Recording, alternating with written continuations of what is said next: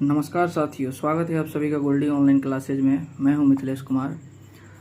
आज हम जो सीरीज चला रहे थे जीएस 40 नंबर का, बिहार शिक्षक भर्ती 3.0 और 4.0 के लिए, तो जीएस का हमने राष्ट्रीय आंदोलन जो सिलेबस में है, 4 सब्जेक्ट पूछेगा ना जीएस में 8-8 मार्क्स का, तो राष्ट्रीय आंदोलन पढ़ा दिए थे। उसका वीडियो प्लेलिस्ट में देख लीजिएगा। और ये जो सीरीज है ये विज्ञान का है, समान विज्ञान का ये चौथा सीरीज है।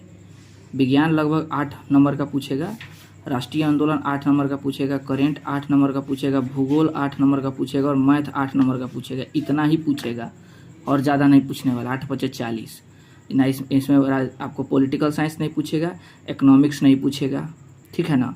तो हमको केवल राष्ट्रीय आंदोलन, प्राचीन इतिहास और मध्यकालीन भारत भी नहीं पूछेगा।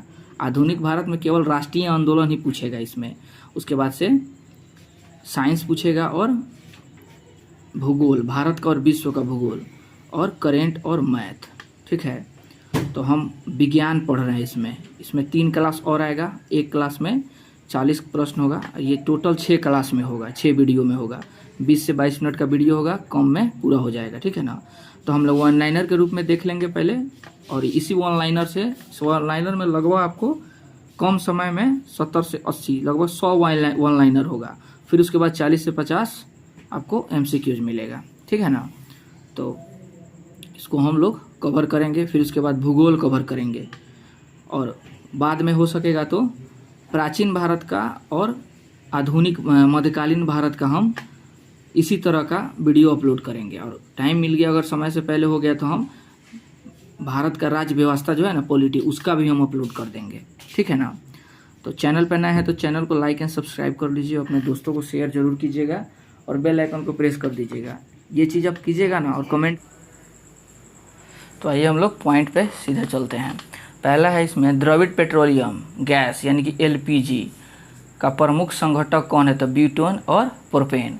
ये सिलेंडर में आपको लिक्विड के रूप में रहता है, लेकिन ये होता है गैस, और ब्यूटेन और प्रोपेन से मिलकर बना होता है। उसके बाद बॉयल नियम लागू होता है नियत तापमान पर।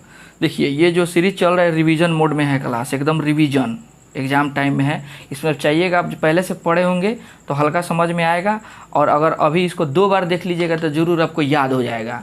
चीज़ रट्टा, मतलब रट्टा तो नहीं, लेकिन अभी इसको हम डिटेल में पूरा क्लास नहीं लेंगे, क्योंकि कम समय में ज़्यादा पढ़ना है। डिटेल क्लास टीआरई 4 का जो आएगा उस समय हम कराएंगे। अभी समय कम है, इसलिए हम केवल वन लाइनर कराएंगे और ऑब्जेक्टिव मोड में कराएंगे। तो देखिए, अब बस आपको पढ़ते चलना है और दिमाग में इसको याद करते चलना है। 2 बार कम से कम देखिएगा। एनटीपी यानी कि सामान्य ताप दाब, नॉर्मल टेम्परेचर प्रेशर पर किसी गैस के 1 मोल का आयतन कितना होता है? तो 22.4 लीटर। सिगरेट लाइटर से निकलती है ब्यूटेन गैस, यानी सिगरेट का जो लाइटर होता है इसमें ब्यूटेन गैस होता है। उसके बाद अम्ल वर्षा वर्ष कौन होता है? SO2 और NO2, ठीक है ना। उसमें अम्ल जब बारिश होता है ना, अम्ल बारिश, उसमें ये चीज़ होता है। ब्लीचिंग पाउडर CaOCl2 होता है, इसको कैल्शियम हाइपोक्लोराइड बोलते हैं। मानव द्वारा संश्लिष्ट पहरा रेशा कौन था? तो नायलॉन था। नायलॉन का जो रस्सी हम लोग देखते हैं, चाहे कपड़ा भी आता है, चाहे पैरासूट में भी इस चीज़ का बहुत यूज होता है। सेलुलोज से बने कृत्रिम रेशा कहलाता है रेयान। सेलुलोज समझ रहे हैं, पेड़ पौधा का जो होता है ना, उसमें पहिल का जो सेलुलोज का उसका बना होता है सेल का बाहरी कवच, तो उसी से जब कृत्रिम रेशा यानी कि मानव जब बनाए उसको रेयान बोलते हैं। और ऐसे मानव द्वारा अपना से खुद से बनाया गया लैब में उसको नायलॉन बोलते हैं। जियास्मों का उम्र कितना ज्ञात किया जाता है? रेडियो कार्बन डेटिंग विधि के द्वारा। उसके बाद है पुरानी चट्टान की आयु का आकलन किया जाता है यूरेनियम डेटिंग विधि द्वारा। हैलोजनों में सर्वाधिक प्रभावशाली कौन होता है? फ्लोरीन होता है। शहद का मुख्य घटक फ्रुक्टोज, घटक समझ रहे हैं, उसका मेन पार्ट होता है। शर्करा को यकृत बदल देती है ग्लाइकोजेन में। जो रंजक व खाद्य पदार्थ बनाने में प्रयोग किया जाता है कैरामल का प्रयोग किया जाता है। खाद्य पदार्थों को खराब होने से बचाने के लिए किसका प्रयोग किया जाता है? बेंजोइक अम्ल का प्रयोग किया जाता है। यानी खाना खराब हो जाए ना, उसे बचाने के लिए उसमें बेंजोइक अम्ल मिला दिया जाता है, ठीक है ना। सत्य फल उत्पन्न होता है केवल अंडाशय द्वारा। सत्य फल यानी कि सत्य फल और सतफल। सत्य फल में एक बिया होता है, समझ, जैसे आम हो गया, जामुन हो गया। और उसके बाद कोई एगो बिया वाला फल बताइए आप लोग। सत्य फल हो जाएगा। और सत्य फल माने उसमें जो पुष्पासन से होता है बहुत सारा उसमें बिया होता है, जैसे पपीता हो जाएगा, उसके बाद से अमरूद हो जाएगा, उसके बाद से लालमी हो जाएगा, जिसमें बहुत सारा बिया हो असत्य फल बोलते हैं। और जिसमें एक ही गो बिया हो और ये अंडाशय के द्वारा बनता है उसको असत्य फल बोलते हैं, यानी कि रियल फ्रूट बोलते हैं। ठीक है ना। ये जो प्रश्न है बीपीएससी सिविल सर्विस एग्जाम 67वां बीपीएससी में पूछा हुआ है। ठीक है ना। उसके बाद है असत्य फल उत्पन्न होता है अंडाशय एवं पुष्प के अन्य भाग यानी पुष्पासन यानी बाह्य दल से होता है। फिर उसके बाद है पौधे का प्रजनन अंग कौन सा होता है? फूल होता है। फूलों का अध्ययन कहलाता है पोमोलॉजी। फूलों का अध्ययन है, फलों का अध्ययन है पोमोलॉजी और फूलों का अध्ययन है एंथोलॉजी। इसको कोई रट जाइएगा, इसमें कोई ट्रिक ट्रुक नहीं काम आएगा, ना कोई इसमें सिद्धांत है, बस रट जाना है।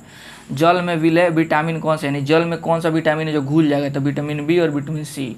अच्छा, वसा जो फैट होता है, चर्बी जो तेल नहीं होता है, तेल मतलब शरीर का जो जितना मोट लोग होगा ना, जो कमर के नीचे पेट के नीचे जो होता है ना, वही वसा है। उसमें कौन कौन विटामिन घुलनशील होता है? तो ADAK, एडेक याद कर लीजिएगा, ADEK एडेक शॉर्ट। ठीक है ना। और जो जल में होता है विटामिन बी और विटामिन सी घुल जाता है। उसके बाद मस्तिष्क का सबसे बड़ा भाग होता है सेरेब्रम होता है, जो आगे होता है।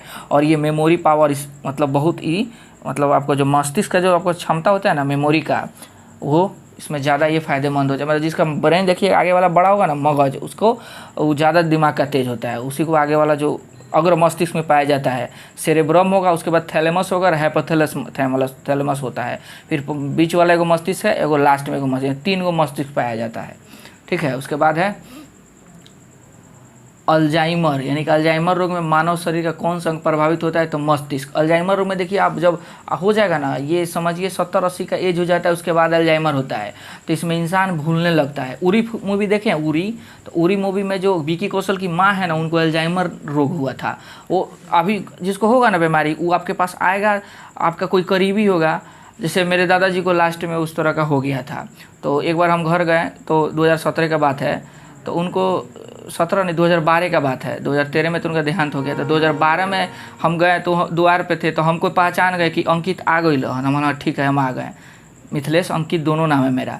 आ गए तो बोले ठीक है।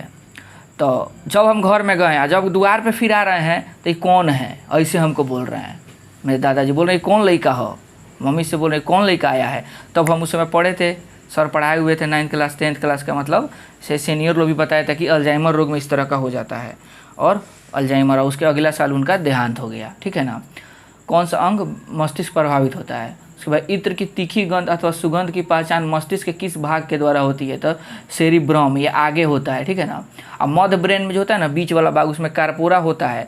जो कार्पोरा होता है, जैसे आँख और जो कान है ना, जैसे हम आँख से देखते हैं, कान से सुनते हैं, ये ब्रेन को कौन लेकर जाता है, इंडिकेट करता है, तो कार्पोरा लेकर जाता है। इस चीज़ को आप लोग याद कर लीजिएगा। सुक्रोज में होता है ग्लूकोज एवं फ्रक्टोज। उसके बाद तत्काल ऊर्जा के लिए खिलाड़ी को दिया जाता है कार्बोहाइड्रेट।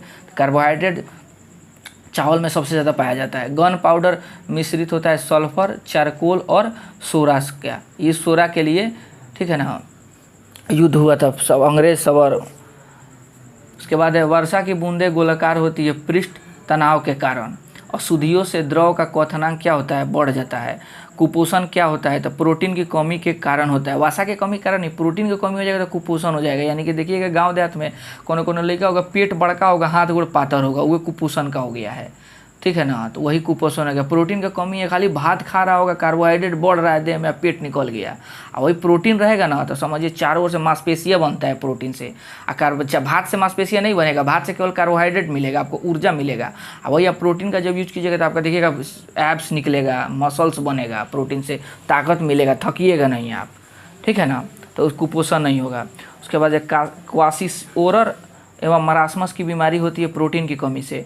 बच्चों का मानसिक एवं शारीरिक विकास अवरुद्ध हो जाता है थायरॉक्सिन की कमी से। ये देखिए, ये थायरॉक्सिन है, यहाँ पे पिट्यूटरी ग्रंथि होता है, उसी से आपको सब कार्य हुए आपको करता है। अब देखिए, इसको डिटेल बताने लगे तो वीडियो लंबा हो जाएगा। ठीक है ना। तो जो क्लास हम कराएंगे उसमें पूरा डिटेल एकदम बोर्ड पे बढ़ाएंगे। मनुष्य में बुढ़ापा किस ग्रंथि के लुप्त हो जाने के कारण होता है? तो थाइमस ग्रंथि के लुप्त हो जाने के कारण हो जाता है। प्रकृति में सबसे अधिक मात्रा में पाया जाने वाला कार्बनिक यौगिक कौन है? सेलुलोज है। आरएनए का मुख्य कार्य है प्रोटीन का संश्लेषण करना। आरएनए और डीएनए ऐसे होता है, देखिए डबल हेक्सिस होता है, देखिएंगे ऐसे तरह का होगा। आरएनए होगा सिंगल एक्स बॉन्ड होगा, और इसी तरह का। तो DNA जो होता है ना, ये आपके अनुवांशिक गुणों का भाग होता है। इसका एक ही काम है, बस आपका गुण है, आपके दादा से, परदादा से, उनके पापा से, यानी 7 पीढ़ी तक गुण आता है। तो ये DNA के जो जीन होता है ना, उसी के कारण होता है, ठीक है ना। आज जो RNA है, ये दोनों एक टाइप का है। RNA है, ये क्या कहते हैं, प्रोटीन का निर्माण करता है। 3 गो RNA होता है, mRNA, tRNA और मैसेंजर RNA, ट्रांसफर RNA, एक और RNA शायद होता है। उसको कमेंट करके आप लोग बताइए कौन सा होता है। उसके बाद नेक्स्ट है, प्रोटीन का पाचन होता है पेप्सिन एंजाइम से, ठीक है ना। और प्रोटीन का अंतिम पाचन समझिए आपके छोटी आंत में होता है, या मुंह से ही शुरू हो जाता है। मुंह में पचेगा, पेट से शुरू होगा, मुंह में, पेट से, उसके बाद जाएगा छोटी आंत में पच जाएगा। और छोटी आंत में एगो वीली टाइप का कोई सेशन होता है, अंग टाइप का, उसी से सब चीज़ मतलब क्या होता है, चूस लेता है पूरा शरीर में, ब्लड में मिला देता है। यानी कि छोटी आंत में पूर्ण पाचन होता है, उसके बाद पाचन नहीं होता है। उसके बाद जब उसमें से जो पूरा अवशोषित चीज़ जो मतलब शरीर को जो फायदेमंद वाला होता है उसको चूस लेता है, या बाकी जो कचरा टाइप का होता है वो बड़ी आंत में चला जाता है। और देखिए छोटी आंत से बड़ी आंत जहाँ मिलता है ना, मानिए ये छोटी आंत है, यहाँ से बड़ी आंत मिल रहा है, तो यही मुँह पे अपेंडिक्स रहता है, ठीक है ना। तो यहीं से मान लीजिए किसी का खाना अगर नहीं पच रहा है, बार बार उसको गैस बना रहा है, खाना नहीं पच रहा है, तभी तो गैस बना रहा है। तो अब तो शरीर प्रोसेस है, बस जो नहीं पचा हुआ सामान पक्का बड़ी आंत में जाएगा। तो जो नहीं पचा हुआ चीज़ है ना, वही आपका अपेंडिक्स में फंस जाता है और फूल जाता है पूरा, इसीलिए दर्द हो जाता है, काट के निकाला जाता है। तभी लोग बोलता है मतलब डॉक्टर लोग खूब खाना चबा के खाइए, काहे कि पेट में तो दांत नहीं है। छोटी आंत बड़ी आंत में दांत नहीं ना भगवान बनाए हैं, दांत मुंह में काहे बनाए, सोचिए। दांत अगर पेट में बनाए रहते तो हम लोग लील जाते सीधे, उसको चबाते नहीं, लेकिन दांत तो मुंह में दिए हैं। या आप दांत वाला काम आंत को दीजिएगा करने का, तो बीमारी होगा ही। इसलिए खाना चबा के खाना चाहिए। खाना खाते पानी नहीं पीना चाहिए 1 घंटा तक लगभग, ठीक है ना। क्या कि हाइड्रोक्लोरिक अम्ल जो पेट में निकलता है वो क्या करेगा, आपका पाचन क्रिया को क्या करेगा, ख़त्म कर देगा। यानी कि आप थोड़ा सा खाना खाए 100 ग्राम, उसको पचाने के लिए 10 ग्राम अगर हाइड्रोक्लोरिक अम्ल निकल रहा है, मतलब जितना अचानक ज़्यादा नहीं निकालेगा, जितना उसको जरूरी है उतना ही निकालेगा। तब तक एक गिलास पानी गटक लिए, तब तो वो हाइड्रोक्लोरिक अम्ल परम छिछोर हो गया। अब वो क्या पचाएगा, नहीं पचाएगा, वही खाना नहीं पचेगा, वो डायरेक्ट नीचे भेज देगा 4 घंटा बाद पेट, उसका काम खत्म, वो फाइल नीचे पहुंचा देगा। अब वो उसका काम अब छोटी आंत कहेगा कि तो देखो पचेबे नहीं के कैले, ये हमारे काम ना हो, वो भेज देगा बड़ी आंत में, तो हो गया आपको अपेंडिक्स वाला बीमारी हो ही जाएगा। एक क्रिया अगर गड़बड़ाया तो शरीर का पूरा सिस्टम बिगड़ जाएगा, इतना याद रखिएगा। तो इसलिए खूब खाना चबा के एकदम लार निकल जाए, वैसे खाना चाहिए। देखिए ज़्यादा हम बता दे रहे हैं, इसमें वन लाइनर टाइप का है। प्रयोगशाला में यूरिया का संश्लेषण सर्वप्रथम वोहर ने किया था। यूरिया में नाइट्रोजन की प्रतिशत मात्रा 46% है। यूरिया उर्वरक में नाइट्रोजन मौजूद होता है एमाइड के रूप में। यूरिया का रासायनिक सूत्र है NH2CONH2। यूरिया अधिकतम मात्रा में पाया जाता है, मूत्र में पाया जाता है। देखिए नॉर्थ कोरिया एक देश है जो किम जोंग तनसा है, वहाँ यूरिया का कमी हो गया था ना, तो वहाँ वो घर से क्या बोलते हैं, बाथरूम मंगवाया था, उसी से यूरिया बनवा के खेत में छिटवाया था। अब देख लीजिए कितना बढ़िया वो सब यूज कर रहा है जुगाड़ का। शरीर में यूरिया किस अंग में बनता है, तो यकृत में बनता है, ठीक है ना। अमोनिया से यूरिया हो जाता है। उसका जो मूत्र का दुर्गंध होता है यूरिया के कारण ही होता है। दूध को पाश्चुरीकृत किया जाता है 62 डिग्री सेल्सियस पे। 2 तरह से होता है, ठीक है ना, डिटेल क्लास में होगा। 2 तरह से होता है, एगो हाई टेम्परेचर, एगो लो टेम्परेचर में दूध को पाश्चुरीकृत किया जाता है। हाई टेम्परेचर वाला जो होता है ना, आपको 4 दिन 5 दिन 10 दिन ले रहता है। देखिएगा दुकान पर जाइएगा तो बोलेगा सब कि ज़्यादा दिन वाला हो, ये कम दिन वाला हो, तो वह हाई टेम्परेचर और लो टेम्परेचर वाला दूध हुआ होता है, ठीक है ना। ऐसे में फुहारा मार के या गर्म हवा से उसको अथी किया जाता है।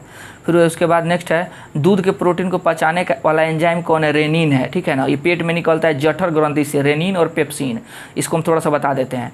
जब आप खाना खाइएगा ना तो रेनिन और पेप्सिन निकलेगा। तो जो रेनिन है, आप जैसे आप दूध पीजिएगा तो दूधवा को फाड़ देगा पेट में ले जाके रेनिनवा। ये रेनिन जैसे निकल, उसको पता चलेगा दूध आ गया पेट में, तो उधर के उसको फाड़ देगा, और फाड़ला के बाद उसको क्या करेगा, आगे भेज देगा। तो देखिएगा छोट लड़का होता है, सब पिएगा दूध और बकोर देगा दही खानी, तो वह रेनिनवा उसको फाड़ देता है, तो उसको नहीं पचता है, वो बकोर देता है। तो देखते हैं फटल दूध टाइप का निकल जाता है, ढेला टाइप का, तो यही रेनिन है, ठीक है ना। ये छोटी पेट में मिलता है। ये आमाशय में दूध की शुद्धता मापी जाती है लैक्टोमीटर से। BHC 10% का व्यापारिक नाम क्या है, गैमेक्सिन हो जाएगा। दूध खट्टा होता है जीवाणु के कारण, ठीक है ना। पेनिसिलिन क्या है, एंटीबायोटिक है। जो इनके आविष्कारक थे ना, उनको बड़ी दर्द दिया था सब, ठीक है। पोप सब जो होता है ना वहाँ का चर्च में, कोई गलती शायद कर दिए थे, डिटेल में तो हमको भी नहीं पता है। इनको एकदम इनका सज़ा मिला कि इनको जिंदे इनका देह पर से चमड़ा उतार देने के लिए, इस तरह का क्लास में टीचर लोग बताता है। अब इनको असहनीय पीड़ा हुआ, इसी पे जाके एंटीबायोटिक पेनिसिलिन का आविष्कार किए थे, दर्द निवारक है। अंडे में प्रोटीन पाया जाता है उजले भाग में। उसके बाद है रासायनिक दृष्टि से वाटर ग्लास क्या है, सोडियम सिलिकेट है। दर्द निवारक दवाई है, क्या कहलाती, एनाल्जेसिक। दूध में पाया जाने वाला शर्करा है लैक्टोज। एंटीबायोटिक नष्ट करते हैं बैक्टीरिया को। अंडाणु का निषेचन होता है फैलोपियन ट्यूब में, कभी भी आपको यूट्रस में नहीं होता है, ठीक है ना। अब इसका अब हम डिटेल में बताएंगे तो फिर टाइम लग जाएगा। फैलोपियन ट्यूब में तो याद कर लेना है बस इतना ही। अंडाणु का निषेचन, जब ये निषेचन हो जाएगा तो भ्रूण बन जाएगा, तब भ्रूण बन के पेट में आके, सॉरी पेट कह रहे हैं, यूट्रस में आता है, हम भी पेट बोल दिए हैं, यूट्रस में आता है। कभी भी यूट्रस गर्भाशय में अंडाणु और शुक्राणु का निषेचन नहीं होता है। अंडाणु फैलोपियन ट्यूब में रुक जाएगा जाके, और यहाँ से शुक्राणु जाएगा पूरा यूट्रस पार करके फैलोपियन ट्यूब में, तब वो जाके निषेचन करेगा। वही किसी लड़का का शुक्राणु में जैसे नहीं होता है, उसमें उसका कमी हो जाता है, उसके गति में कमी हो जाता है, तो उसको बार बार उसी को बच्चा नहीं होता है, तो लोग महिला का दोष देता है, लेकिन सबसे ज़्यादा पुरुष जिम्मेवार होता है अगर किसी को बाल बच्चा नहीं होता है तो इसका। द्रव में ऊष्मा का सर्वोत्तम संवाहक क्या है, पारा है। एंटीबायोटिक एम्पिलिसिन प्राप्त होता है बैक्टीरिया से। हाइड्रोजन में सर्वाधिक मिश्रित तत्व कौन है, कार्बन है। कागज पर पुराने उंगलियों के चिन्हों को किसी से विकसित किया जा सकता है, सिल्वर नाइट्रेट के घोल से। उसके बाद है पुराने तैल चित्रों के रंगों को फिर से उभारने का काम आता है हाइड्रोजन परऑक्साइड, याद कर लीजिए भाई, केमिस्ट्री है। डिहाइड्रेशन से प्रायः किस पदार्थ की कमी हो जाती है, सोडियम क्लोराइड की, वही पानी की कमी हो जाता है, लूज मोशन, नमक का भी कमी हो जाए तो ORS का घोल दिया जाता है, वही चीज़ कह रहा है। पैक करने के लिए प्रयुक्त होने वाली क्या है, सेलोफेन किससे बनी होती है, ग्लूकोज एसीटेट से। चीनी शोधक के लिए प्रयुक्त रंजक क्या है, बोन ब्लैक। उसके बाद से व्यक्ति का भार लिफ्ट में अधिक होता है, जो ऊपर की ओर गति से बढ़ रही होता है उसका अधिक होता है, क्योंकि नीचे से ग्रेविटेशनल फोर्स भी लग रहा होता है, तो सीधा सा बात है, ऊपर से वही नीचे आएगा तो भार कम हो जाएगा, क्योंकि गुरुत्वाकर्षण बल नहीं लगता है, कम लगेगा। किसके द्वारा, देखिए भार, द्रव्यमान नहीं बदलता है, कहीं चल जाइए, भार बदलता है खाली, द्रव्यमान कांस्टेंट होता है। 10 किलो के तो 10 किलो के अंदर से रियल में रहिएगा, और ग्रह बदल दीजिएगा, स्थिति बदलिएगा तो आपका भार बदल जाएगा, ठीक है ना। उसके बाद किसके साथ कास्टिक सोडा को उबालकर साबुन तैयार किया जाता है, तो फैट। श्यानता की इकाई है क्या है, प्लाइज। जैव यौगिकों का अनिवार्य तत्व है कार्बन। अल्कोहल का प्रयोग किस तापमापी में किया जाता है, -40 डिग्री सेल्सियस के नीचे के ताप मापने वाले में। किसी पदार्थ को गर्म करने पर आयतन बढ़ता है जबकि द्रव्यमान नियत रहता है। वही नहीं, द्रव्यमान नियत रहेगा, द्रव्यमान में इधर उधर कुछ नहीं होगा। अब 1 किलो चीज़ कोई है वो 1 किलो रहेगा, ठीक है ना। ध्वनि की चाल किस पर निर्भर करती है, माध्यम की प्रत्यास्थता तथा घनत्व पर। CO2 गैस का प्रकृति अम्लीय होता है, याद कर लीजिएगा। उसके बाद है CO2 गैस की प्रकृति क्या होता है, उदासीन होती है। CO गैस हो गया। संयोजी इलेक्ट्रॉन की संख्या अधिकतम कितनी हो सकती है, 8 हो गया। देखिए सब क्लास कराने में मज़ा आएगा, हम बस ऑनलाइनर पढ़ा रहे हैं, अब कितना हम बताएं आपको डिटेल में, लॉन्ग वीडियो हो जाएगा। दिया सलाई में प्रयोग होता है लाल फास्फोरस। कीटाणुनाशक के रूप में किसका प्रयोग किया जाता है, विरंजक चूर्ण और DDT का। साबुन बनाने की प्रक्रिया क्या कहलाती प्रक्रिया है, सैपोनिफिकेशन। श्वसन क्रिया में निर्माण होता है ऊर्जा का। श्वसन में शर्करा का होता है ऑक्सीकरण, तबे पचेगा, ऑक्सीकरण नहीं होगा तो खाना नहीं पचेगा। अमाशय में भोजन का पाचन किस माध्यम से होता है, तो अम्लीय माध्यम से होता है। हाइड्रोक्लोरिक अम्ल जो निकलता है ना पेटवा में, वह है, हाँ, वो ज़्यादा निकल जाएगा ना तो एसिडिटी हो जाएगा। जैसे खाना खाइएगा आएगा ढकार, लगेगा कि साला कुछ ऐसा नीचे के कंठ में आया, जर गया सापा, वह हाइड्रोक्लोरिक अम्ल है। खूब ज़्यादा हचक लीजिएगा ना तो वह होता है वैसे, तो कम इसलिए खाया जाता है जितना लोड है शरीर में। अमाशय में हो गया। हार्मोन का कार्य क्या है, सभी प्रकार के रासायनिक क्रियाओं को नियंत्रित करना। प्रतिवर्ती क्रिया का संचालन केंद्र क्या है, मेरुदंड, यानी कि अचानक कोई घटना हो जाए, आपको आँख झलक जाए, डर आ जाए, पसीना हो जाए हदर हदर, या आप समझे मुंह में से लार गिरने लगे, लार समझ रहे हैं, ये रस का नहीं गिरता है वह। ऑटोमोबाइल में हाइड्रोलिक ब्रेक कार्य करता है पास्कल के नियम के अनुसार। सोने को घोला जा सकता है सल्फ्यूरिक तथा नाइट्रिक एसिड के मिश्रण में। कॉर्क प्राप्त होता है क्वेकस ओक के पेड़ से। कुनैन प्राप्त होता है सिनकोना की छाल से। मार्फिन तथा हीरोइन का मुख्य स्रोत क्या है, अफीम होता है, ठीक है ना। तारपीन का तेल प्राप्त होता है चीड़ के पेड़ से। चाय में उत्तेजित पदार्थ होता है थीन, ठीक है ना, इससे थकान दूर हो जाता है। कॉफ़ी में उत्तेजित पदार्थ होता है कैफीन, इससे नींद भाग जाता है। दूध में उपस्थित प्रोटीन केसिन प्रोटीन है। तंबाकू में विषैला पदार्थ होता है निकोटीन। चांदी की चमक को काला होता है ओजोन गैस से। टंगस्टन का एवं हीरा का गलनांक 3000 टंगस्टन का और 3500 हीरा का। इस्पात की कठोरता निर्भर करती है उसमें उपस्थित कार्बन की मात्रा पर। कार्बन जितने बढ़ाइएगा उतने इस्पात कठोर हो जाएगा, ठीक है। 1 ग्राम वसा का उत्पन्न होता है, 1 ग्राम वसा से उत्पन्न ऊर्जा क्या होती है, कैलोरी। भूमि पर पाया जाने वाला प्रथम पौधा ब्रायोफाइट्स होता है। मरुस्थल में उगने वाला पौधा को जीरोफाइट, रट जाइएगा। चट्टानों पर उगने वाले पौधा को लिथोफाइट कहते हैं। गोबर पर उगने वाले कवक को क्रोपोफिल। वृक्षों की छालों पर उगने वाला कवक कहलाता है, कवक यानी कि लाइकेन, कार्टिकोल्स कहलाता है। सबसे बड़ा बीजांड होता है साइकस में। संसार की सबसे लंबी पौधे संबंधित है जिम्नोस्पर्म में। पृथ्वी की सतह से ऊपर जाने पर वायुमंडलीय दाब कम होता है। वायुमंडल होता है संवहनीय विधि द्वारा। वायुमंडल में नहीं पाया जाने वाला अक्रिय गैस रेडॉन नहीं पाया जाता है। वायुमंडल में सर्वाधिक मात्रा में पाया जाने वाला अक्रिय गैस ऑर्गन होता है। उसके बाद अक्रिय गैसों की खोज किया था रैमजे ने। वायुमंडल में नाइट्रोजन का प्रतिशत 78% होता है। ब्रह्मांड में सर्वाधिक मात्रा में पाया जाने वाला हाइड्रोजन तत्व है। और वायुमंडलीय दाब मापा जाता है बैरोमीटर से। तो हमने क्या देखा, इसका वन लाइनर देख लिया। अब हम लोग 40 से 50 क्वेश्चन ऑब्जेक्टिव व्यू में देखेंगे। आइए अब हम लोग वन लाइनर प्रश्न टिक मारते हैं। एलपीजी का घटक तो है प्रोपेन ब्यूटेन। उसके बाद सिगरेट लाइटर में होता है आपको ब्यूटेन होता है। उसके बाद अम्ल वर्षा किसके कारण होती है, SO2 और NO2 के कारण होती है। मानव द्वारा संश्लिष्ट पहला रेशा नायलॉन हो जाएगा। देखिए ऑप्शन है, आप लोग देख लीजिएगा वीडियो रोक के, हम बस समय कम के चलते पढ़ाते जा रहे हैं। जीवाश्मों का उम्र किस विधि द्वारा ज्ञात किया जाता है, तो रेडियो कार्बन विधि द्वारा। उसके बाद पुरानी चट्टानों की आयु आकलन किसके द्वारा किया जाता है, यूरेनियम द्वारा, यूरेनियम डेटिंग विधि द्वारा।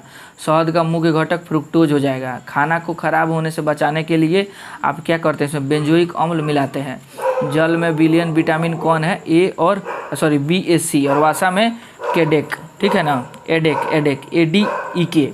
कौन सा विटामिन वसा में ग्लूसिन है, तो उपयुक्त शब्द AD भी हो जाएगा, EK भी हो जाएगा। वर्षा की बूंदे पृष्ठ तनाव के कारण गोल होती है। मनुष्य में बुढ़ापा किस ग्रंथि के लुप्त हो जाने के कारण होता है, तो थाइमस ग्रंथि के लुप्त हो जाने के कारण होता है। उसके बाद है प्रकृति में सबसे अधिक मात्रा में पाया जाने वाला यौगिक कौन सा है, तो हो जाएगा सेलुलोज।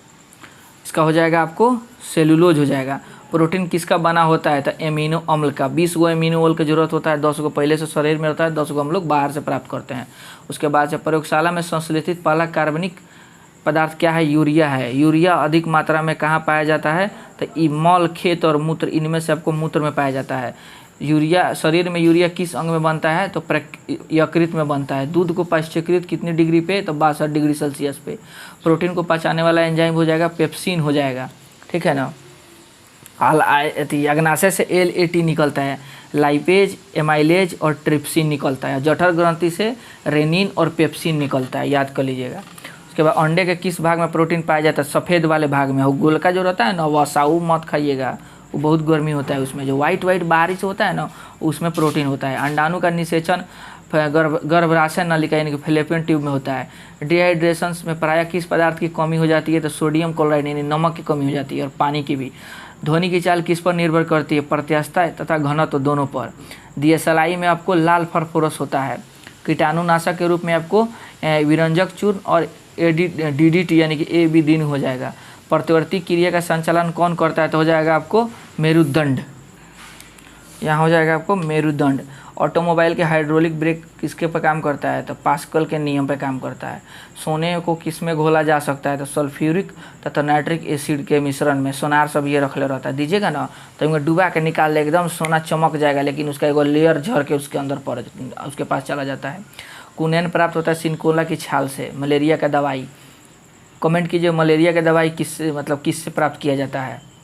मार्फिन तथा हीरोइन कहाँ से प्राप्त होता है, अफीम से। तारपीन चीड़ के पेड़ से प्राप्त किया जाता है।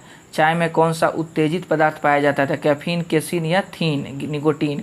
तो कैफीन पाया जाता है कहाँ, आपको कॉफ़ी में, थीन चाय में, निकोटीन तंबाकू में, केसिन प्रोटीन आपको दूध में।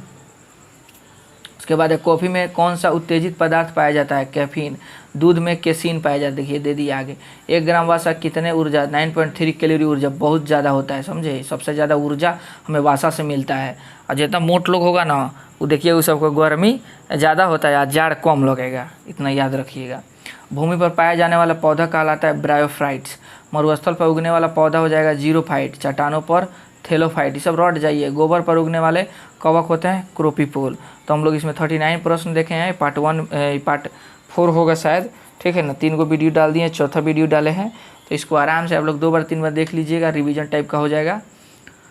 फिर इसके बाद 2 क्लास और आएगा, विज्ञान खत्म हो जाएगा। उसके बाद हम क्या बोलते हैं उसको, ज्योग्राफी शुरू करेंगे। भारत और विश्व का ज्योग्राफी वो लगभग 7 क्लास में ख़त्म हो जाएगा। यानी कि हम लोग टोटल 19 को एग्ज़ाम है ना, 19-21 को है, यानी कि 19 से स्टार्ट है, 19, 20, 21, 22। तो हम लोग 15 तक लगभग एक बार रिवीजन पूरा कर लेंगे, ठीक है ना। चलिए, चैनल पर नए हैं तो चैनल को सब्सक्राइब कर लीजिए, बेल आइकन प्रेस कर दीजिए। मिलते हैं एक नए एपिसोड नेक्स्ट वीडियो में, तब तक के लिए थैंक यू, जय हिंद।